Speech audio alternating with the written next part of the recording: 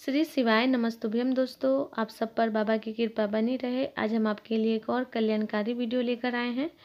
तो आज हम आपको बताने वाले हैं कि पशुपतिनाथ व्रत एक बार कर लिए, मनोकामना पूर्ण नहीं हुई तो दोबारा हम कब करेंगे, कितने दिन के बाद हम करेंगे। कई लोगों को ये प्रश्न होती है, तो इन सवालों का जवाब हम आप आज के वीडियो में देने का प्रयास करेंगे। तो अगर उससे पहले आपको बता दें, हमारे चैनल पर पहली बार आए हैं तो हमारे चैनल को एक बार जरूर सब्सक्राइब कीजिएगा। साथ ही आप ऑल नोटिफिकेशन को भी दबाइएगा। और हमारे वीडियो आपको अच्छी लगती है, पसंद आती है तो लाइक बटन दबाइएगा। कमेंट में हर हर महादेव या श्री शिवाय नमस्तुभ्यम आप जरूर लिखिएगा।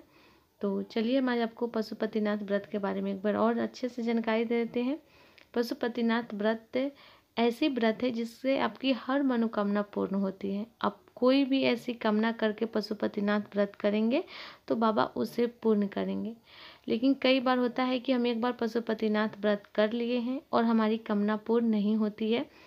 हो सकता है कि हमारे कर्मों की फाइल मोटी हो, बाबा को काटने में थोड़ा टाइम लग जाता हो। तो इस तरीके से हमारे कभी कभी पशुपतिनाथ व्रत करने के बाद भी कामना पूर्ण नहीं होती है।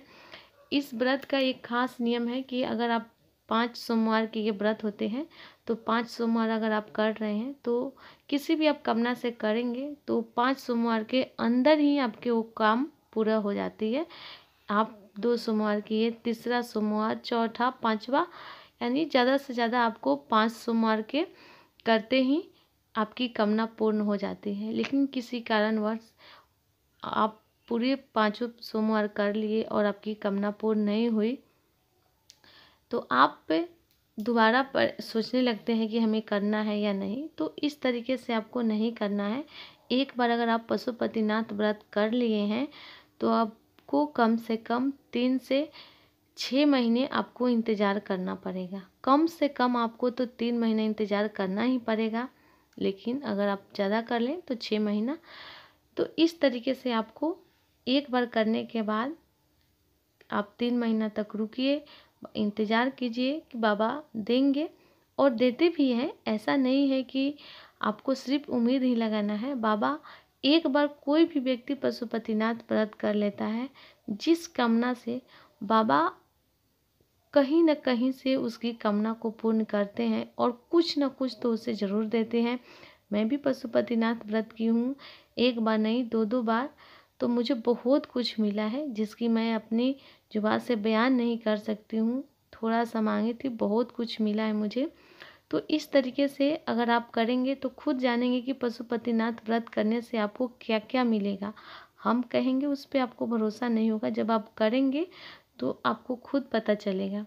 तो इस तरीके से आप एक बार अगर कर लेते हैं तो आप 3 महीना रुकिए और 3 महीने के बाद आप दोबारा फिर से कोशिश कीजिए पशुपतिनाथ व्रत करने का।